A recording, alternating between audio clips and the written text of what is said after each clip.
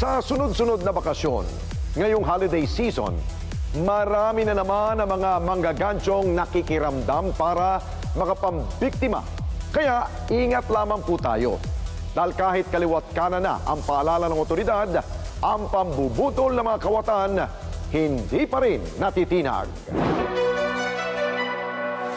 Iba lang nila yung tawag, pero iisa pa lang din ang gagawin nun. Mabiktima ka.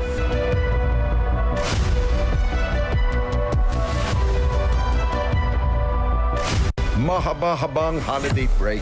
Ito ang inaabangan ng marami nating kababayan. Kaya naman lahat abala mula sa pamimili. At ang iba, nagpapasya pang mag-out of town pa. Kaya naman doble ingat po ang lahat. Dahil sa ganitong panahon, mas marami ang oportunidad ng mga kawatan na makapambiktima. Kalintulad ito ng mga modus na binabantayan ng kapulisan. Ayon sa tagapagsalita ng Manila Police District na si Police Major Philip Ines, bago lamang ang pangalan pero ang modus ng mga kawatan, lumang tugtugi na. At sa mga nakalipas sa taon, numero 1 pa rin sa kanilang listahan ang mga salisigang, lalo na ngayong holiday season. Tinitignan natin, ikukumpara natin yung pagtutugma ng mga krimen nung nakaraang taon at ngayon taon, nakikita natin meron talaga tayong pagbaba. At doon sa binabantayan nating 8 focus crime ng PNP, nakita natin dito yung mas prevalent natin dito, yung robbery and theft, pero nakita natin dito meron siyang significant decrease. Ibig sabihin lamang nito, hindi nagkakamali yung pamunuan ng Manila Police District sa iba't ibang mga estratehiya kontra krimen naming mga ginagawa.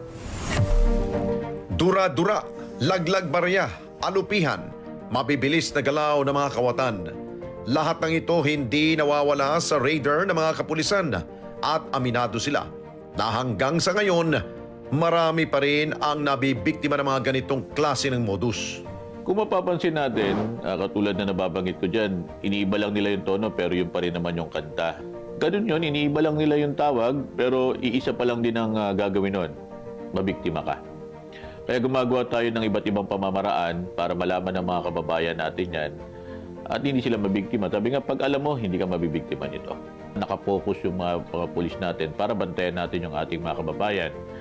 At itong ginagawa natin na to, pinalalakas natin yung presensya ng ating mga patrollers dyan sa mga ospital, sa mga pantalan, sa mga terminal. Lahat yan, lahat ng mga puntahan ng tao, makikita niyo yung pulis natin dyan. At hindi lang yon, pati yung mga personnel natin na may mga admin duty, nilalabas din natin para makadagdag pwersa pa. Ang mahalaga rito, sabi nga natin, maramdaman tayo ng ating mga kababayan na pag nandito ka sa lungsod ng Maynila, safe ka. Para labanan ang mga nagkalat pa rin ang modus ng panggaganso sa marami nating kababayan, ang mga pulis, mas pinalakas at pinaigting ang kanilang stratehiya. Hindi lamang 24/7 na pag-rond ng kanilang ginagawa o ang strategic checkpoints. Tinatawid na rin nila ang iba't ibang social media para maiparating sa lahat ang mga babala na dapat nilang malaman para makaiwas sa anumang panluloko sa loob man o labas ng kanilang tahanan. Sabi nga natin, kailangan natin sumabay sa technology kung saan nga mapapansin natin dito sa Manila Police District. Meron tayo ditong mga short video na ginagawa. Ito yung may title ito na para hindi ka mabiktima, dapat alam mo ito. Ito yung mga nakikita natin na kailangan namin sumabay sa technology. Paano malalaman ito ng ating mga kababayan, yung iba't ibang modus operandi para hindi sila mabiktima. At isa sa mga maganda rito, mismo yung mismong nambibiktima. Ini-interview namin yon. Tinatanong namin paano sila nambibiktima. At yun ang isinishare namin sa ating mga kababayan para maging aware sila at hindi sila mabiktima nito.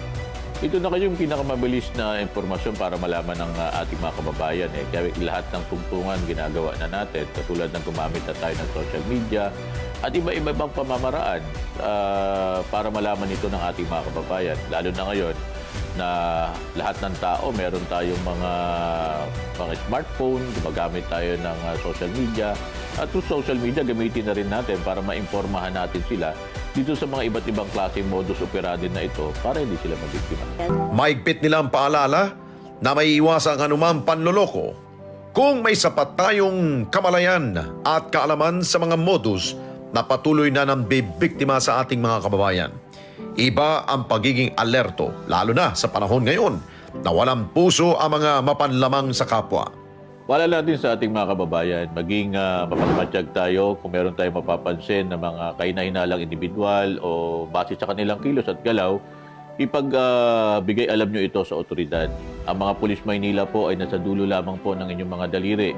Palagi po namin ipinopost sa aming social media account yung mga hotline numbers ng iba't ibang station ng Maynila. Ganun din po yung aming mga social media account para wala pong dahilan na hindi nyo po kami masabihan o mahingan po ng tulong.